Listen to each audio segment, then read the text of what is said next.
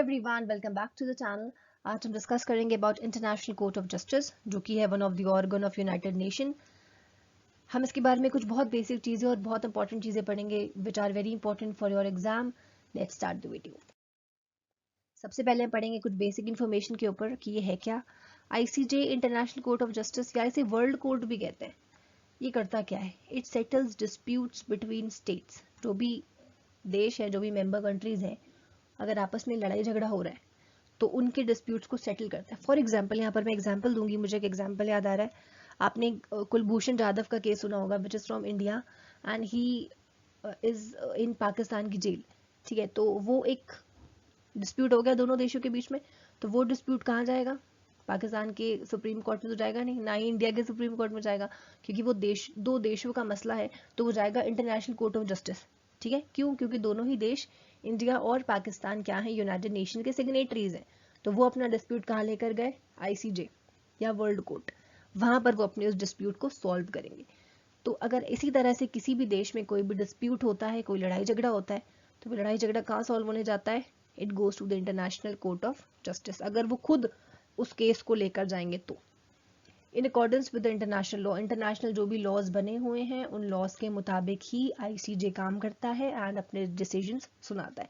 Gives advisory opinions, ये आपको याद रखना है, इसके जो ओपिनियंस है वो एडवाइजरी होते हैं ऑन इंटरनेशनल लीगल इश्यूज। ठीक है, ICJ is successor of permanent court of international justice. ICJ से पहले कौन था? Permanent court of international justice. जैसे यूनाइटेड नेशन से पहले लीग ऑफ नेशन हुआ करता था ना, वैसे ही इंटरनेशनल कोर्ट ऑफ जस्टिस से पहले परमानेंट कोर्ट ऑफ जस्टिस हुआ करता था। 1920 में बना था, लीग ऑफ नेशन ने बनाया था। वैसे यूनाइटेड नेशन ने क्या बनाया? Permanent international Court of justice बनाया। तो उसका सक्सेसर कौन है? आईसीजे। हेडक्वार्टर कहाँ है आईसीजे का? अच्छा, ICJ is the only organ of United nation जिसका हेडक्वार्टर द हेग में है, नीदरलैंड में। बाकी सारे ऑर्गन्स जो है उनका सबका हेडक्वार्टर कहाँ पे है? न्यूयॉर्क में। तो international Court of justice is the only organ जिसका हेडक्वार्टर नीदरलैंड में। Official working languages English and French. President कौन है आईसीजे के? जोन। एंड वाइस प्रेसिडेंट कौन है?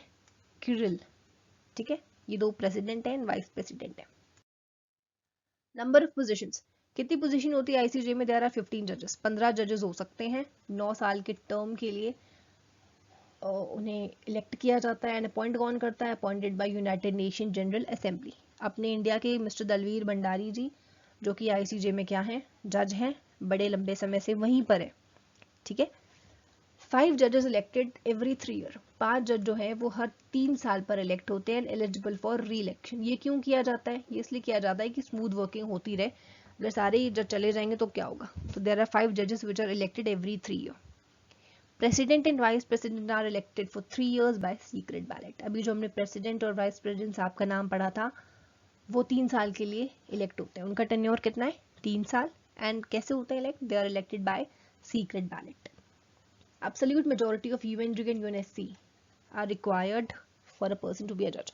अगर कोई जज बनता है, क्योंकि हमने पढ़ा था कि अपॉइंट यूएनजीए करता है जजेस को, एंड किसकी रिकमेंडेशन पे करता है? हमने अपनी प्रीवियस वीडियो में पढ़ा था कि यूएनएससी की रिकमेंडेशन पे ही यूएनजीए जजेस को अपॉइंट करता है। ठीक, बट यहाँ पर एक और पॉइंट लिखा हुआ है कि यूएनजीए एंड यूएनएससी दोनों की एब्सोल्यूट मेजोरिटी होनी चाहिए किसी भी बंदे को जज बनने के लिए। ठीक है, it can not suo motu in any case by itself. Suo motu मतलब खुद से इनिशिएट करना। अगर दो देश आपस में लड़ रहे हैं तो इंटरनेशनल कोर्ट ऑफ जस्टिस खुद से नहीं आएगा कि ए तुम लोग क्यों लड़ रहे हो, चलो हमें अपना मसला बताओ। ऐसा कुछ नहीं होगा। सुओ मोटो मतलब अपने आप से इनिशिएट करना। तो इंटरनेशनल कोर्ट ऑफ जस्टिस अपने आप से इनिशिएट नहीं कर सकता। जैसे कि सुप्रीम कोर्ट में कई सारे, सुप्रीम कोर्ट के पास सुओ मोटो पावर है, वो कई सारे अपने केसेस में सुओ मोटो कर लेते हैं। ठीक है, खुद से इनिशिएट कर लेते हैं कि भाई क्या मसला हो रहा है। बट इंटरनेशनल कोर्ट जो है वो सुओ मोटो नहीं कर सकता। अभी अगर एग्जाम्पल फिर से इंडिया पाकिस्तान वाला, अगर कुलभूषण जाधव वाला केस अगर खुद से लेकर इंडिया नहीं गया होता तो आईसीजे वाले नहीं आते आपके पास कि भाई आप मुझे अपना मसला बताइए। ठीक है, तो it can not suo motu any case by itself. आपको कोई दिक्कत है, आपको खुद अपना मसला लेके जाना पड़ेगा International Court of Justice. They are not going to come to you. Creation of ICJ कहाँ पर मेंशन है? It is mentioned in article 33 of the UN charter. ठीक है, ये आर्टिकल वगैरह याद कर लीजिएगा। क्रिएशन अगर आईसीजे का पूछा जाए तो वो आर्टिकल 33 भी मेंशन है।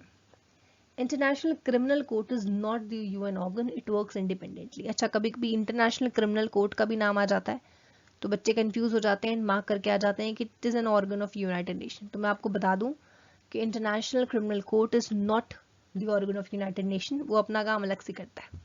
ठीक है, international Court of justice is the organ, not international criminal court.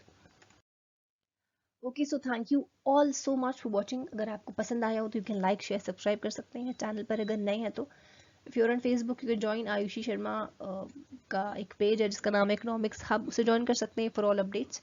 If you are on Telegram you can join Ayushi Sharma education for all notes. जो भी मैं पढ़ाती हूँ यहाँ वीडियो अपलोड करती हूँ, वहाँ पर जाकर PDF शेयर कर देती हूँ।